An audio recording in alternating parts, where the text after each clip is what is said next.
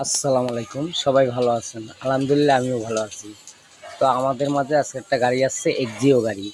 তো গাড়িটার প্রবলেম হয়েছে, আপনার ফ্যান চলে না, স্টার্ট হয় না। তো ব্যাটারি হেল্প দিতে গেছে, তো হেল্প দিতে যেয়ে নেগেটিভ পজিটিভ বাড়ি খাওয়াইছে।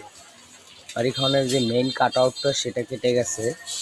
আমি লাইনটা চেক করলাম, চেক করার পরে দেখতে আসছি মেইন কাট আউটটা কেটে গেছে। তো আলহামদুলিল্লাহ একটা রিকন্ডিশন কাট আউট এনে লাগাই দিছি। লাগাই দেওয়ানোর পরে আলহামদুলিল্লাহ এখন ফ্যানও চলে, গাড়িটা স্টার্ট হয়েছে। যাদের ভিডিওটা ভালো লাগবে ইনশাল্লাহ লাইক কমেন্ট শেয়ার দিয়ে সবসময় আমার পাশে থাকবেন।